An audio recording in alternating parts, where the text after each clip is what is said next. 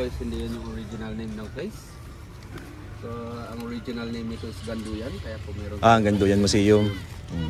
So, napalitan siya ng Sagada dahil sa misunderstanding. Kasi may dumating natin dito ng mga Spanish soldiers. And then, hindi nila alam yung place, pangalan ng village, nakasulubong silang matanda. So, yung matanda po is madala-dala siyang fish basket. So, tinatanong ng mga sundalo kung ano yung pangalan ng village. Ang naintindihan po ng matanda is tinatanong kung ano yung dala niya. Kaya, ang sabi niya is Sagad. Kasi yung tawag namin sa fish basket is Sagad. Kaya nung bumalik yung mga sundalo sa kampo, sinabi nila na yung pangalan ng village sa kabila is Sagad. Cute eh, no? Ito po pala yung St. Mary the Virgin Church. Kung familiar kayo sa Anglican Church. This is Anglican. So ito po is rebuilt kasi yung first church po is nasira siya noong World War II. And then after World War II, rebuild nila ito po, mas malaki na hindi concreted. Okay, so yung pupuntahan natin is yung Paitokan Train. So yung unang madadaanan natin dyan is yung Sagada Public Cemetery. And then yung Echo Valley na tinatawag nila pero bawal na sumigaw. Dati pwede pa dati. Dati pwede, ngayon bawal na. Pinako nila sa sacred place. Kasi may sementeryo. And then yung hanging coffins, tapos yung coffee farm. And then underground river hanggang sa waterfall. Yung Paitokan kami kuya, hindi pa kami nakakarating. Hanggang hanging coffins lang kami. Kaya sakto lang. Kaya nyo pa. Kaya pa yan. Okay? Kaya yan. Let's start. Ready? Let's go. Gusto yung mag-picture doon? Depende pa sa feeding natin. Mamaya na lang kayo mag-picture, mamaya na lang. Pagbalik na lang Pagbalik na lang. Diretso na tayo.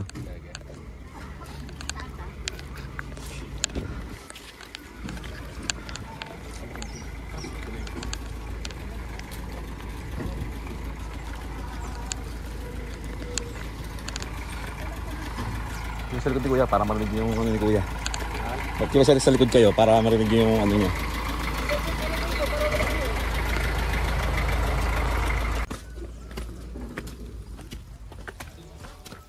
Akyat. Kuya, ano tawag sa dialect nyo? So, resibo. 10 pesos each.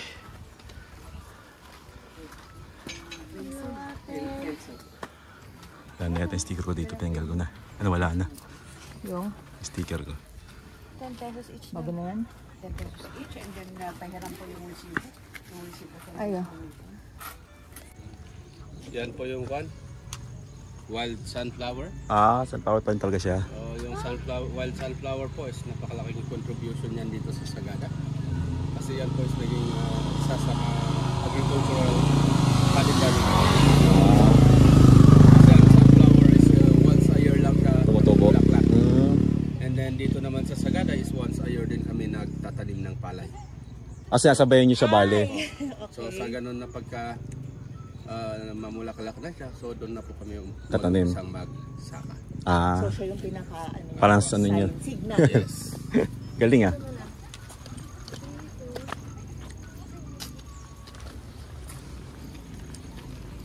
Sinipikat pala yun. Nauna tayo sa cemetery. Wala po po sa cemetery. Usually na mga nakikita natin sa mga persimmon. Oo nga, ano ito, orange. Ang bibili is yung kulay red. Tapos malambot na parang kamatis. Kaya. And then yung mga dried persimmon. Pero dito sa Sagada, ang ginagawa namin kasi dyan, pagka manibalang na ganyan, pag pinitas mo, pag kinain mo, mapakla. So ang ginagawa namin is soak namin sa gin. Gin? Yes, so sa gin.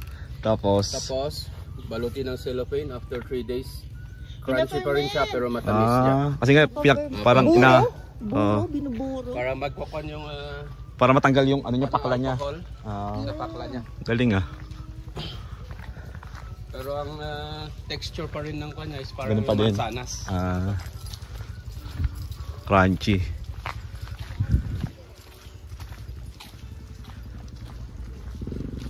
Ganyang naman ng mga ganyan is once a year lang din. Ang ano niya? Pag malamig. So parehas sila ng wild sunflower.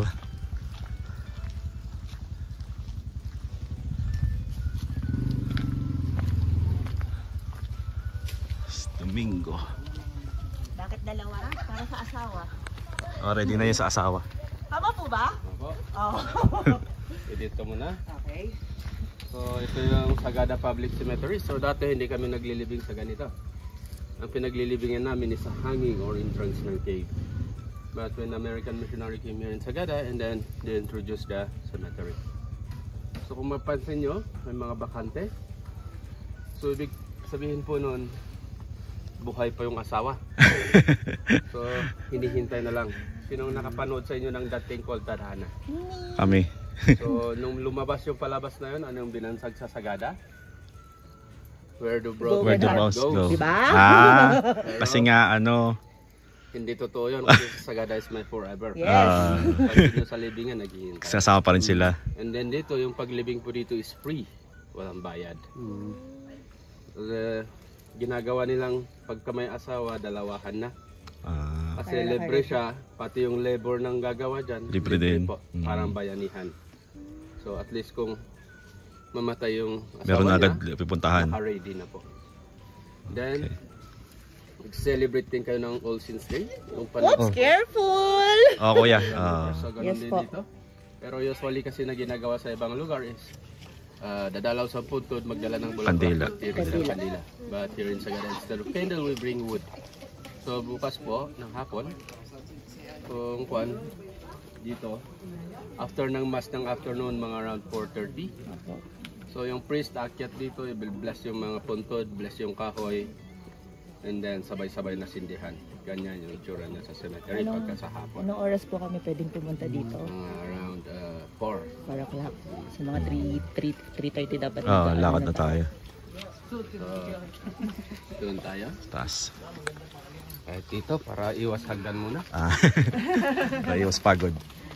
Oo, maraming hagdan mamaya.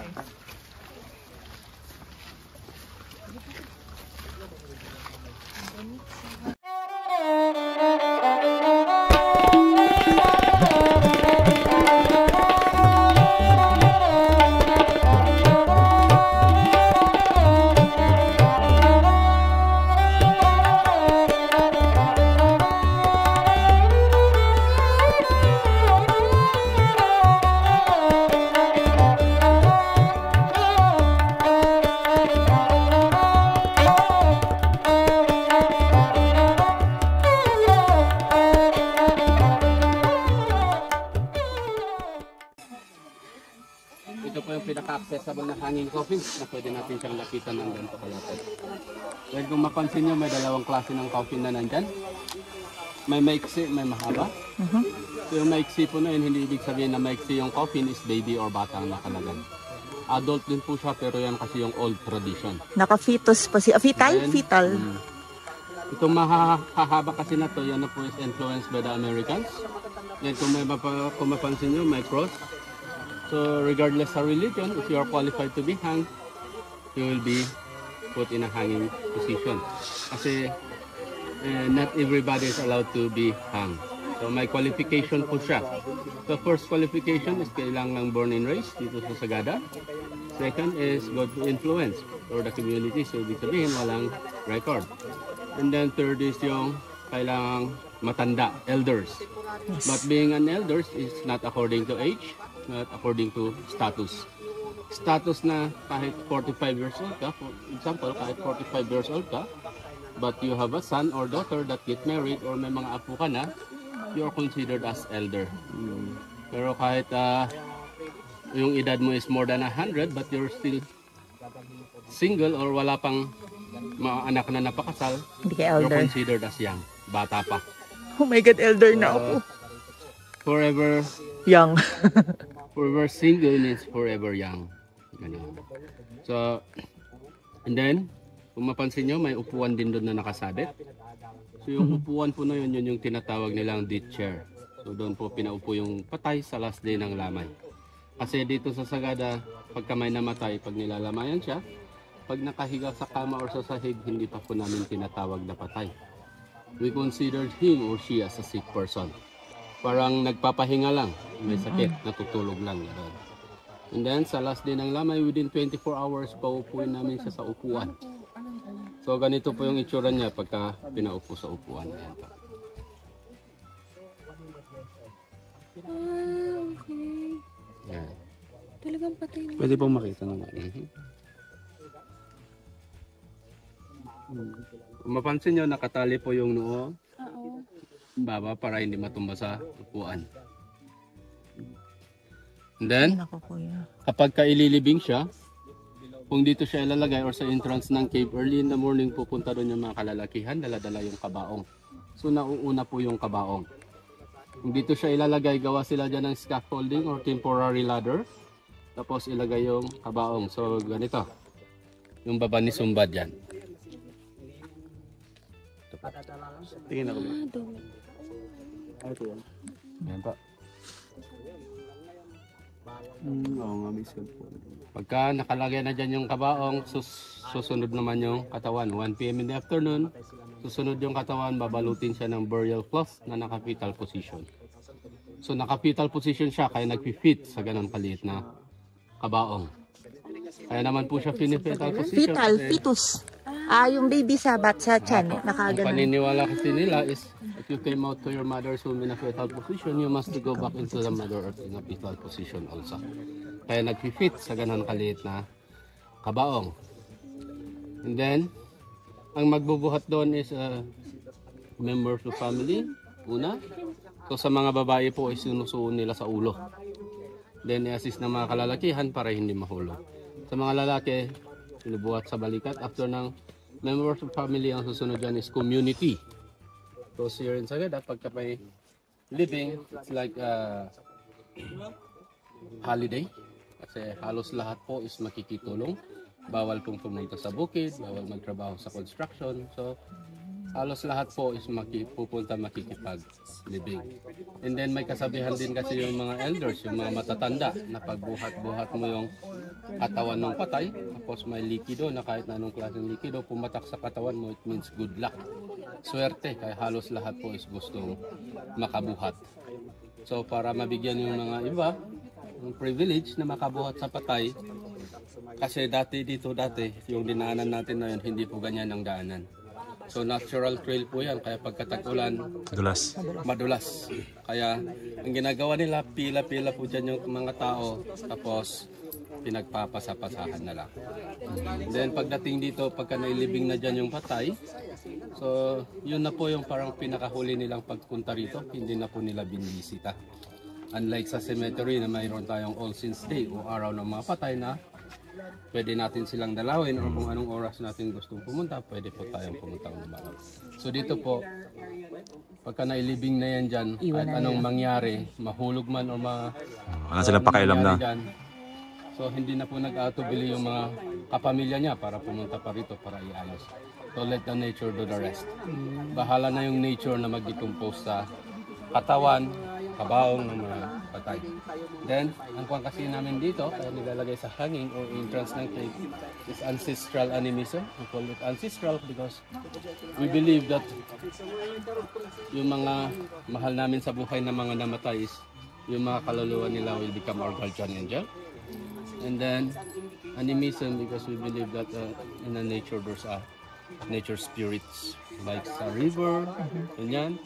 Kaya po namin nilalagay sa hanging or entrance ng cave kasi yan po is open spaces. So they are free to roam around.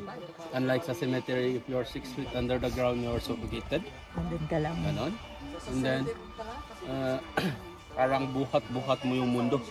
At least dito, tanaw mo yung mundo. Instead na pagurin pa nila yung mga buhay na dumalaw dito, so sila na lang yung kusang dadalaw sa bahay. Then, yung mga pangalan na nakasulat doon, kagaya ng Bumitog, Sumbad, Lakay Pukdason, yun po yung native name nila or Igorot names. Igorot name. Kasi dito sa Sagada, parang 2 beses kaming mabinyagan. So yung Christian name. at saka yung native name or Igorot name. Kasi dito sa Sagada, bago dumating yung mga American missionaries na mag-introduce ng baptism, is meron kaming way kung paano ibigay yung pangalan. Yun yung tinatawag naming Kubaw. So pagkapanganak ng baby, after 7 days, pag matatanggal na yung pusod, yung mga elder po pupunta sa bahay and then pag-uusapan ng asawa kung anong ibibigay na pangalan. Igorot Kasi ang binibigay po doon na pangalan is parang minamana na pangalan. Minamana mo sa mga grandmother, grandfather mo. Ganun. So like for example, gaya sa akin, yung native name ko is Unungan. So may lolo, may tito, may pinsan, may pamangkin ako na Unungan ang pangalan. Pareho po kayo. Ako, around Sagada lang po is napakarami na namin. Iba pa yung mga nasa ibang lugar. Ang kagandahan kasi nun, pag ginagawa pa rin ngayon, kahit sa lupa-lupa ng mundo tumira, Sila lang. pagbalik mo dito, kahit nasa 20 generation, malalaman mo kung kanino kamag-anak. ka nabibilang. Paano kamag-anak ka pa rin? Kasi Ibig sabihin ng itanong mo lang yung Igorot name. May meaning yung... Wala naman. Basta... parang clan, gano'n. Yes, para hindi mawala yung... yung Parang di ganun yung pagbigay nila ng pangalan noon, bago pa dumating yung mga Kastila. American missionaries na mag-introduce sa baptism. Unlike kasi sa ngayon, kasi ang pan natin is yung Christian name. First name, last name. Kasi yung last name, yun yung pinakakwan. Pero yung last name kasi is napakadaling mawala. Kasi nag-asawa ni babae. Nag-asawa yung anak mo na babae, nakapag-asawa, iba na yung apelyido. Kaya dito nga sa Pilipinas na napakaraming cases nang hindi nila alam, nagsalubong sa ibang lugar. Kamag-anak pala. First cousin, second cousin, nagsalubong. Malalaman na lang nila pagka nag-meet yung mga parents. Sorry kuya, hanggang ngayon ginagawa niyo pa rin yung pagbibigay ng Igorot names sa Yes, mga... po. Okay. Yes, po. At least hindi Hanggang mawawala. ngayon. Kahit yung mga iba, kahit nag-asawa na sila ng mga ibang lahi, still ginagawa pa rin nila yan. Galing eh, no? Pagka Okay, yun. bumalik dito, Alam niya na po na dito siya sa nabibilang sa ano na to. Ganun. And then yung unang nailagay dito is in 1960. Tapos yung pinaka-latest is itong baba ni Bumito. Yung Ay, walang pangalan. may varnish pa na yun. Alam Walang ko yan pangalan. kung kailan yan. 2010. 2010. And then yung Hindi, mga sa kasi pinanood ganito natin, is diba? mga recent na yan, yung may mga bakal. Yung may mga Ang sapo. original kasi na hanging is yung gano'n, nasa taas. Nakapatong lang siya sa Pwedeng space. pagpatungan na may natural shelter, ipapatong po doon, tapos patong-patong na lang. And then, ganun din. Mayroon din dalawa doon sa baba, ayun. So, ganun yung mga kwan. Meron din dun. Sa mga dadaanan natin dyan mamaya, matatanaw natin yung nandun sa taas doon, at saka sa gitna dito. Yun. So, yun na po yung mga centuries or more. Mas matanda. Daan taon na. Parang ito na yung pinakahalos modern, latest po, di ba? Kasi pero ito is close na siya as a burial site. Hindi na siya pwede magdagdag. Apa, kasi Hindi na po kayo naghahang. pwede namin ganon, pwede namin gawin, pero ito na site is Hindi na po dito. close na siya. Nakalak na. Napakarami naman pong pwedeng Pwedeng pag... May mga lugar pa. paghangingan yan, paglagyan. Kasi may pan pa na pwede namin gawin yan kasi marami pa yung mga matatanda na gustong Magpasabit din pag sila namatay na. living. Yes. Pero sa ngayon kasi kahit request ng namatay bago siya mamatay, hindi na nila ginagawa. Nilalagay, Hindi na. is ang nasusunod naman is yung mga Kamag-anak na, no? naiiwan ng mga buhay. Kaya doon na lang sa bago na. Mas prefer kasi nila sa cemetery kasi sa cemetery is parang hindi mo sila Kalimutan. Pwedeng dalawin pa Kasi din. dinadalaw mo. Nababalikan ng... Imaginin mo yung mga namatay nung 1920s hanggang ngayon dinadalaw pa. Samantalang sa bagay, Pwede palang puntahan nun. ito po, itong mga to, ito yung pinakamaraming mga kamag-anak kasi. International, araw-araw silang dinadalaw. Oo nga, Sari-sari. dumalaw natin eh. Sari-sari. Tayo nga dumalaw di ba? So marami silang visitor.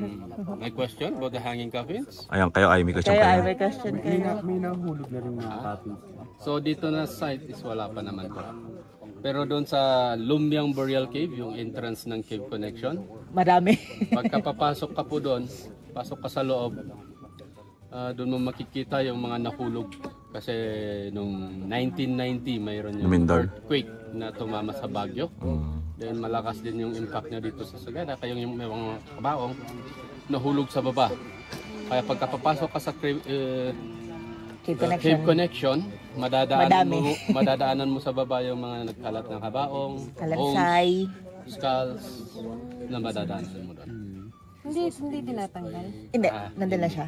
Tapos yung entrance, meron siya sa gilid na nandun yung salansan ng mga buto Pero and parang nasa coffees. local yan ito.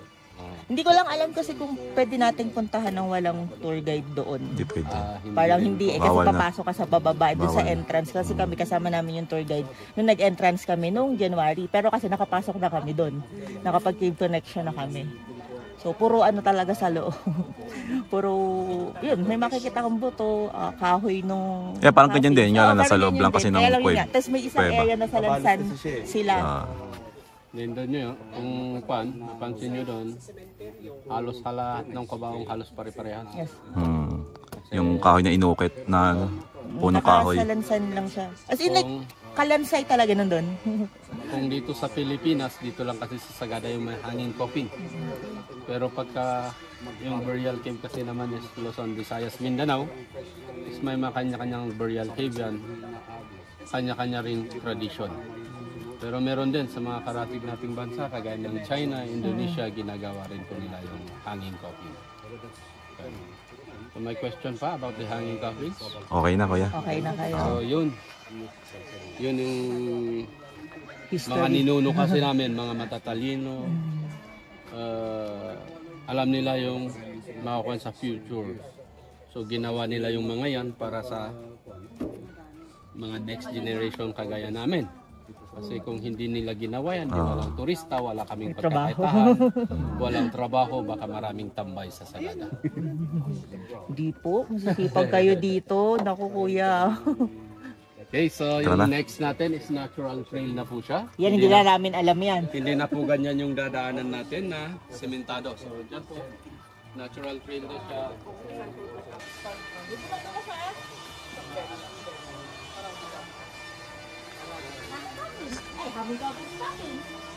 Ganyan sa loob. Nakatago sa loob. Ayun. Yung first time. First time parehas. Let's go Paitokan walk. Yup mo kasi. Ano mo? Hindi na madulos yung sandals eh. Hindi nga. Bababa tayo yan. Ito yung galing sa may taas. Medyo madulas lang pero kaya naman.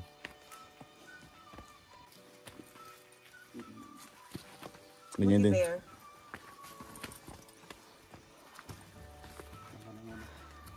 Kasi papunta kasi tayo ng ilog ng ano kaya bababa. So ganyan po ang ginagawa nila. Ito yung isang ano. So nailagay naman nila yan, gumamit sila ng mga bagging. Kasi dati wala pa mga tali. Tali. Baging pa. Ayun. Ayun no, yung makapatong na yun no. Grabe. Meron pa, Nalaglag ano. meron pa sa taas pero makikita na mas magandang tignan pagka nandun na tayo sa baba. Let's go. Ay, madali na may mga bato-bato na eh.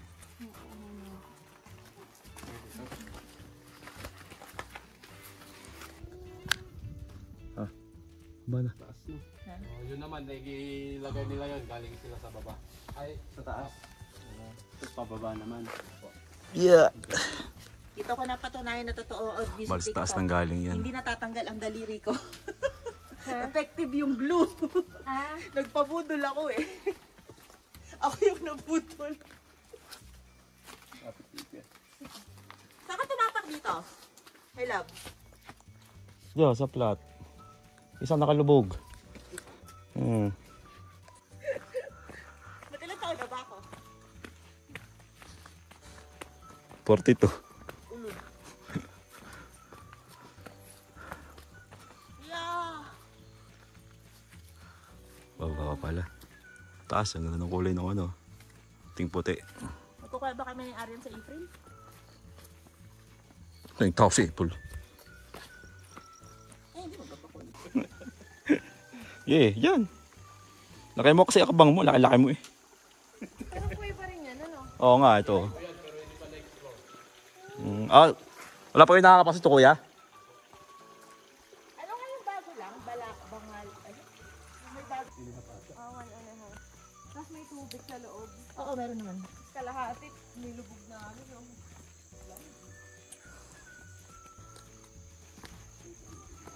Mga nagpapaitukan lang kasi DIY na pumunta lang sila.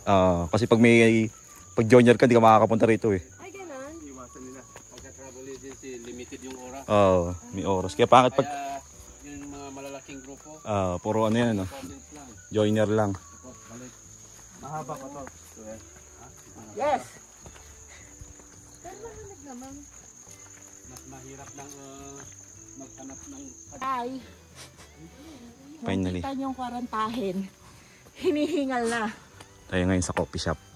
After 20 minutes na lakaran siguro. 20 o ganun. Pwede na ba yun? Naman. Kuwari di pagod. Ang bango ng coffee! An art exhibit. Dito may taniman din eh.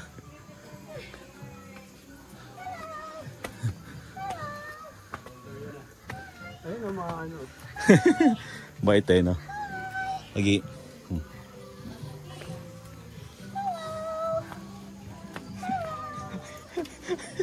Laruan ka. Gusto magkape? Kape daw, kape. Uy, ba't mo kami nakagat? Ito mga coffee yan.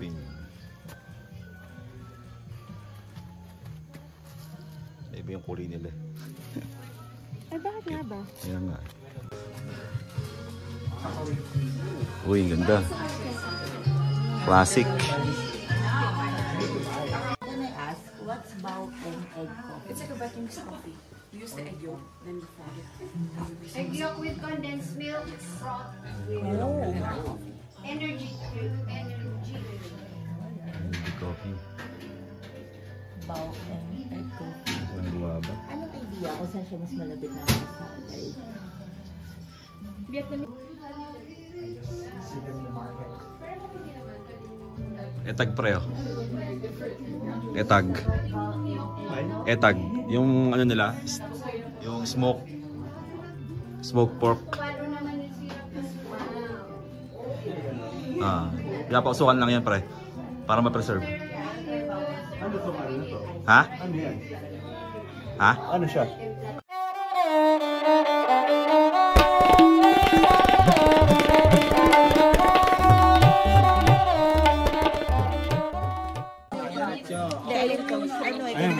Ayun sa ilalim. Feeling mo na haluin. Ito mo na sa kanila ng ano, steerer. Eh, mawawalan nga ako ng signal. Pern. So, alis na tayo dito sa coffee farm. Na may coffee shop. May coffee shop. Baboy. May baboy, na may asong black, Marami nangyayari. na may etag. Sangkalan dyan, dami oh. Sangkalan. Gulungin. Paano ulit tayo? Ascending ulit. Descending pala. Descending. Sorry naman. Nagde-descend. Pababa na ulit tayo sa ilog.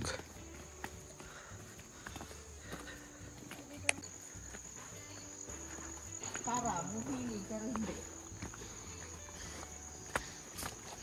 Bundok ulit. Tapos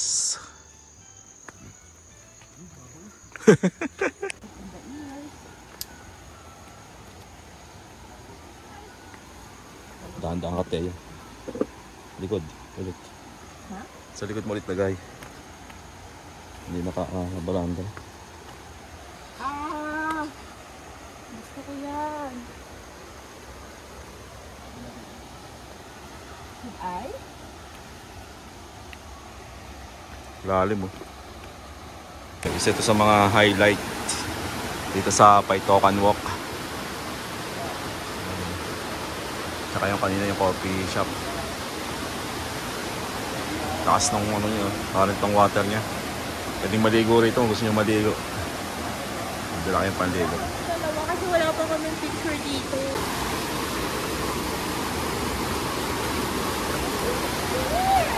Ha? Ito kayo, di ba na-explore to? Di ba na-explore? Ano, mapasok pa yan? Ayan o, Case. Ayan o.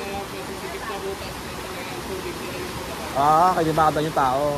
Pero ang labas ng tubig na to, parang dito sa may Gaya Cafe. Ah, si Gaya. Gaya Cafe, sa baba niya. Ah, may doon ang labas. Layo ano? Layo.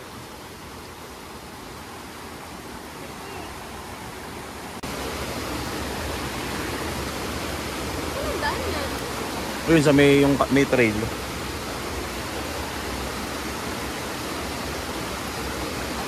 Sunod ka na, baby. Yan, yung bato na yan.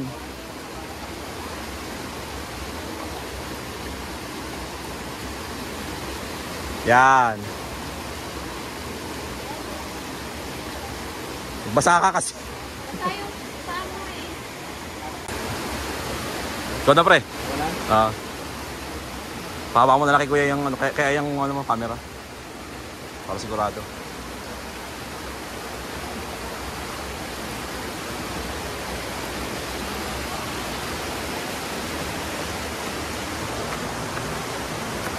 Yeah.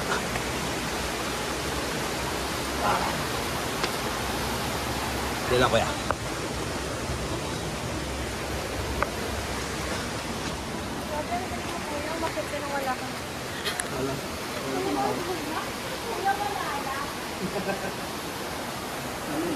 Galing sa baba. Ay galing sa may taas. Let's go.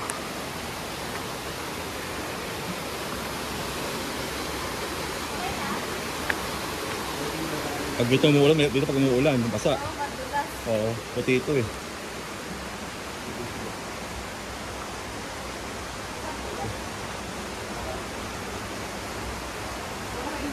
Sige. Upo lang, yan. Hawak.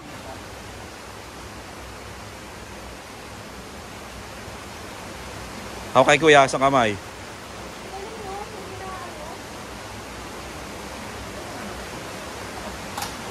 Upo ka.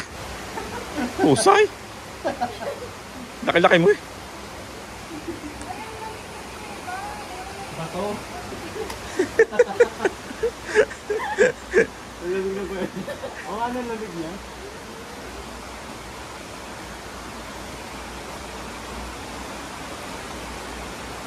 Next. Ito lang sa bato, baka mauntog. Okay, ulit.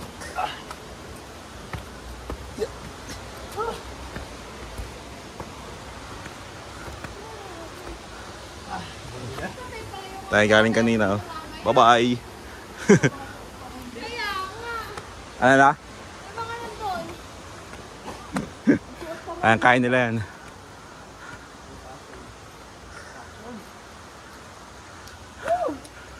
Gusto mo ano?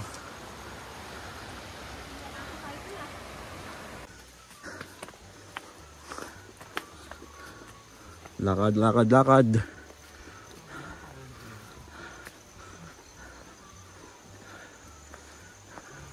Yan naman isa. Kayo sa mga trip namin. Nadala na kayo. Nadala ka agad eh. Nadala ko yun. Pa tayo. Ito yung sinasabi ni kuya na pwedeng pumunta sa cave. Kaso 2 hours pa daw yung spend para matapos. Pero dito, palabas na tayo ng kalsada. Kasi alas stress na. Pagabihin naman tayo masyado. Kung doon tayo magpupunta sa may punta pa tayo ng Prueba. Tsaka ng Batis. Dati talaga akong bat. Yung underground river naman na yan, parang experience lang natin na maglakad sa loob. Loob ng underground. Labas din po. Tapos labas sa kabila, river tracing na papuntang falls. So, Unlike dun sa may Sumaging cave na napasukan na ninyo na may mga rock formation. Next time, next time. May babalikan. Na tumagal para dapat doon ano. Doon para mga alas 9. Susunod na lang. Mga 9 pala daw. Bili mo parang ulan eh. Oo nga. Alas 3 pa lang pero parang ang tagal na natin dito. Ayun, nakita na yung kalsada doon. Kita na yung mga bus.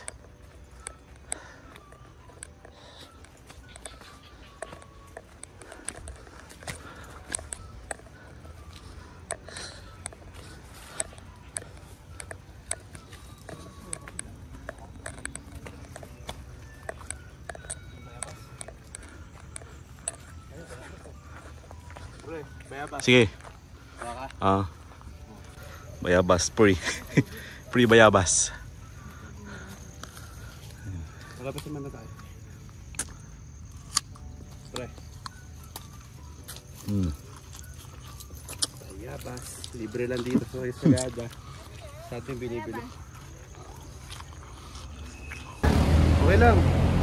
Ay, Aris, naka-video siya. Dito.